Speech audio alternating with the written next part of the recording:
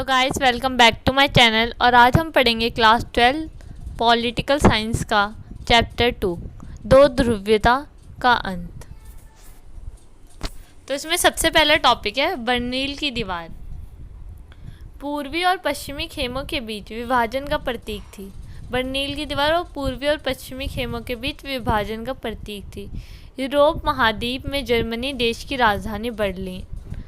शीत युद्ध के प्रतीक 1961 में बनी बर्लिन की दीवार को 9 नवंबर 1989 को जनता द्वारा तोड़ दिया गया। यह 28 वर्ष तक खड़ी रही तथा यह 150 किलोमीटर लंबी थी। मतलब ये जो बर्लिन की दीवार थी ये शीत युद्ध का एक तरीके से प्रतीक भी था। इसे कब तोड़ा गया ये भी आ सकता है क्वेश्चन। 9 नवंबर 1989 को जनता द्वारा। और ये कहाँ पर थी? जर्मनी देश की राजधानी बर्लिन में। मतलब बर्लिन एक राजधानी थी जर्मनी देश की। वहाँ पर पूर्वी यानी अमेरिका और जो सोवियत संघ था उनके विभाजन का प्रतीक थी। ठीक है, यह 28 वर्ष तक खड़ी रही। मतलब कितने 28 साल तक ये खड़ी रही थी और ये 150 किलोमीटर लंबी थी। सोवियत संघ का जन्म, यूएसएसआर बोलते हैं इसे इंग्लिश में। 1917 की रूसी और बोल्शेविक क्रांति के बाद समाजवादी सोवियत गणराज्य संघ यूएसएसआर अस्तित्व में आया।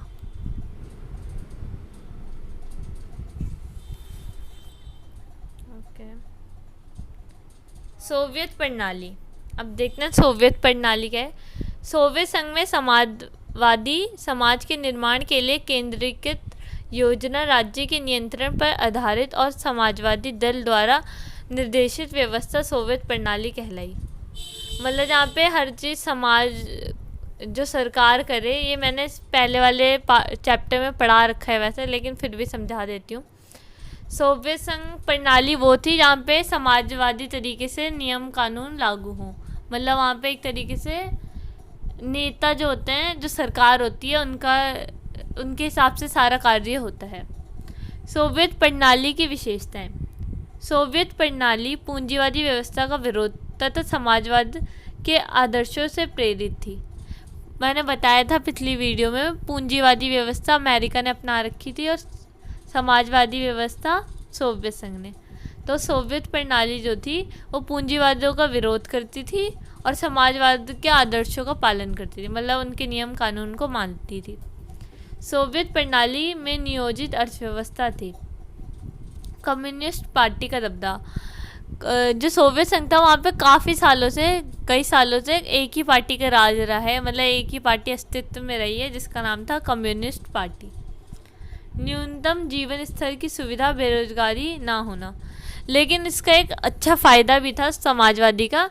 वहाँ पर कोई भी इंसान बेरोजगार नहीं था। मतलब कोई भी अनएम्प्लॉयड नहीं था। वहाँ पे सबको रोजगार मिला हुआ था और जो सस्ते दाम में भी खाने पीने का सामान उपलब्ध था। यानी न्यूनतम जीवन स्तर की सुविधा, जैसे कहते हैं रोटी कपड़ा मकान, तो वो सस्ते दर पर भी उपलब्ध था। उन्नत संचार प्रणाली। मिल्कियत का प्रमुख रूप राज्य का स्वामित्व, उत्पादन के संसाधनों पर राज्य का नियंत्रण। जो उत्पादन होता था, जो जिस राज्य में उत्पादन होता था उसका अस्तित्व या साधनों पर नियंत्रण राज्य का ही रहता था। अब पढ़ते हैं दूसरी दुनिया के देश। पूर्वी यूरोप के देशों को समाजवादी प्रणाली की तर्ज पर डाला गया था। इन्हें ही समाजवादी खेमों के देश या दूसरी दुनिया के देश कहते हैं। जो पूर्वी यूरोप के देश थे, जितने भी देश थे, वो सारे दूसरी दुनिया के देश में आते हैं। Mikhail Gorbachev. 1980 के दशक में मिखाइल गोर्बाचेव ने राजनीतिक सुधारों तथा लोकतांत्रिक को अपनाया। उन्होंने पुनर्रचना व खुलापन के नाम से आर्थिक सुधार लागू किए। वो दोबारा से सोवियत संघ को रचना चाहते थे, यानी पुनः रचना करना चाहते थे, फिर से डेवलप करना चाहते थे। उन्होंने कुछ सुधार के लिए राजनीतिक लोकतांत्रिक तरीका अपनाया और खुलेपन का, जिसके नाम से आर्थिक सुधार लागू किए। सोवियत संघ की समाप्ति की घोषणा। सोवियत संघ समाप्त कब हुआ? 1991 में बोरिसी येल्त्सिन के नेतृत्व में पूर्वी यूरोप के देशों ने तथा रूस, यूक्रेन व बेलारूस ने सोवियत संघ की समाप्ति की घोषणा की। CIS स्वतंत्र राज्यों का राष्ट्रकुल बना 15 नए देश का उदय हुआ।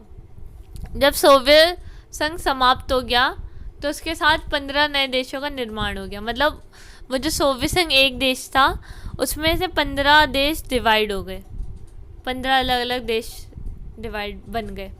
सोवियत संघ में कम्युनिस्ट शासन की कमियां। अब देखते हैं सोवियत संघ में कम्युनिस्ट पार्टी की कमियां क्या क्या थी। सोवियत संघ पर कम्युनिस्ट पार्टी ने 70 सालों तक शासन किया। मैंने बताया था ना, बहुत सालों से सिर्फ एक ही पार्टी का दबदबा था जो कि थी कम्युनिस्ट पार्टी। 70 साल तक इन्होंने शासन किया था सोवियत संघ में, और यह पार्टी अब जनता के जवाबदेह नहीं रह गई थी। इसकी निम्नलिखित कमियां थी।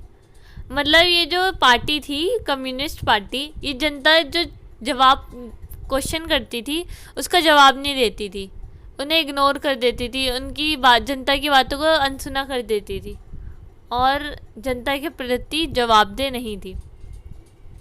इसकी निम्नलिखित कमियां हैं, जैसे कम्युनिस्ट शासन में सोवियत संघ प्रशासनिक और राजनीतिक रूप से गतिरोध हो चुके हैं। बच्चे ये क्वेश्चन ऐसे भी आ सकता है कि कम्युनिस्ट पार्टी की क्या क्या कमियां थी। तो ये की पॉइंट्स का आप स्क्रीनशॉट ले लो या फिर लिख लो, नोट डाउन कर लो।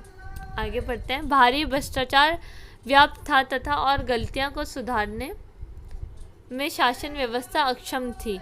इसका क्या मतलब है? जो वहाँ पे जो कम्युनिस्ट पार्टी की वजह से इतने साल से उसका शासन था, वहाँ पर सिर्फ अपने ही वो ध्यान देती थी और जनता के प्रति जवाबदेह भी नहीं थी, और भ्रष्टाचार तो बहुत ज़्यादा था उस पार्टी में।